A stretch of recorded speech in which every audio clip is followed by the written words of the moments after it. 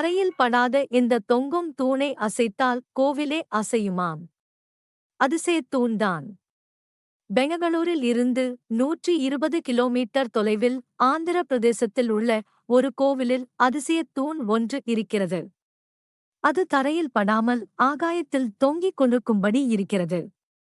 இந்த தூ அசைக்க முயன்றால் கோவிலில் உள்ள எல்லா தூண்களும் நிலைகுலைய ஆரம்பிக்கிறதாம். அந்த அதிசய தொங்கும் தூண் பற்றி விளக்கமாக இங்கே பார்க்கலாம். அசையும் தூண். இந்தியா பல்வேறுபட்ட கலாச்சாரம், வளமான பாரம்பரியம், மாபெரும் வரலாறு மற்றும் விரிவான கட்டடக் கலையைக் கொண்டுள்ளது. இந்தியாவிலுள்ள பல மதங்கள் சகோதரத்துவம், சமத்துவம் மற்றும் ஆன்மீகம் ஆகிய செய்திகளை பரப்புகிறது. மேலும் இந்து வரலாற்றுக்கும் இந்து மதத்திற்கும் இணையான உறவு இருந்ததாக அதன் கோயில்கள், கோட்டைகள் மற்றும் வரலாற்றுக்கு முந்தைய காலணிகளில் சான்றுகள் இருக்கின்றன. அத்தகைய இடங்களில் மீதமுள்ளவற்றைக் கொண்டு இந்திய இதிகாசங்கள் இருந்ததற்கான சான்றுகள் இருக்கின்றன. அவை உண்மையானவையாகவும் தெய்வீகமானவையாகவும் தெரிகிறது. புகழ்பெற்ற இந்து இதிகாசங்களில் ஒன்று இராமாயணம்.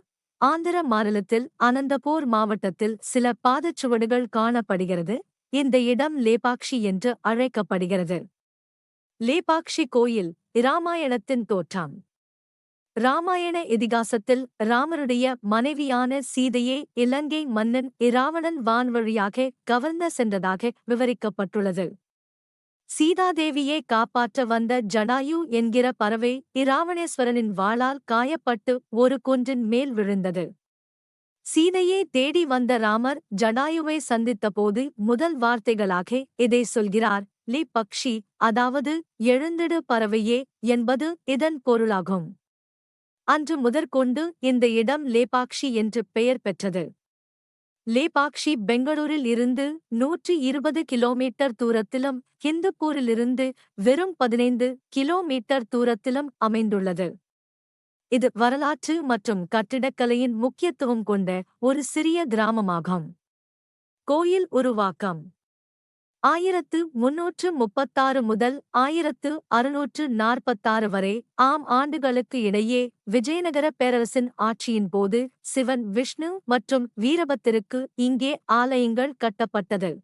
இந்த கோயில்களை வீரண்ணா விருபண்ணா என்கிற 2 சகோதரர்கள் வடிவமைத்தனர். இந்த கோயில் வீரபத்திரர் கோயில் என்று அழைக்கப்பட்டது. தற்போது லேபாக்ஷி கோயில் என்று அறியப்படுகிறது. விஜயநகர கட்டடக்கலை பாணியில் கட்டப்பட்ட இந்த கோயிலில் பல வியக்கத்தக்க அம்சங்கள் இருக்கின்றன. தொங்கும் தூண். கோயிலில் இருக்கும் பல அரங்கங்களில் ஒன்றான நடன அரங்கத்தில் ஒட்டுமொத்த கோயிலின் மொத்த எடையை தாங்கும் 70 தூண்கள் அமைக்கப்பட்டுள்ளன. மேலிருந்து கீழாக எழுப்பப்பட்ட ஒரு தூணைத் தவிர மற்ற அனைத்து தூண்களும் கீழே இருந்து மேலாக எழுப்பப்பட்டுள்ளது. இந்த தூண் கோயிலின் தரையை தொடுவதில்லை, மேலும் இது தரைக்கு சில சென்டிமீட்டர்களுக்கு மேலே தொங்கிக் கொண்டு நிற்கிறது. இந்த தூணை ஆராய்ச்சி செய்த ஆய்வாளர்கள் இது தவறுதலாக நடக்கவில்லை.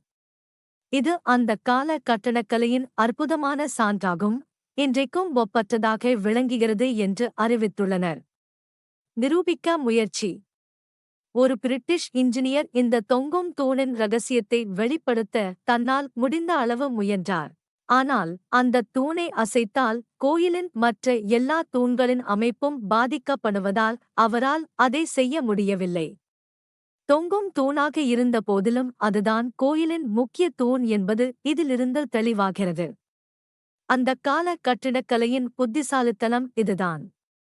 இன்று தொழில்நுட்ப ரீதியாக வலுவானவர்கள் என்று அழைக்கப்படும் இன்ஜினியர்களால் கூட அத்தகைய தோற்றத்தை வடிவமைக்க முடியாது. ஆச்சரியப்படும் பக்தர்கள். தினமும் இந்த கோவிலுக்கு வரும் ஆயிரக்கணக்கான யாத்ரீகர்களும் சுற்றுலா பயணிகளும் இந்த தொங்கும் தூணின் கீழே ஒரு மெல்லிய காகிதம் அல்லது துணியை வைத்து நகர்த்தி இந்த அதிசய நிகழ்ச்சியின் ஆதாரத்தை காண்கின்றனர். அவர்களே அப்படி செய்து பார்க்கும்போது அவர்களின் கண்கள் ஆச்சரியத்தால் மின்னுவதையும் முகத்தில் அதிர்ச்சியின் வெளிப்பாடும், இதுதான் இந்திய கட்டடக் கலையின் தலைசிறந்த படைப்பு என்பதை இன்றளவும் நிரூபிக்கிறது. நமது நாட்டின் பாரம்பரியத்தையும் கலாசாரத்தையும் பாதுகாக்க வேண்டியது உங்கள் கடமையாகும். இந்த கோவிலுக்கு வருகை தருவது புத்தகங்கள் அல்லது வேறு ஏதேனும் ஊடகங்களின் வழியாக இந்த தகவலை அடுத்த தலைமுறைக்கு கடத்த வேண்டியது உங்கள் பொறுப்பாகும்.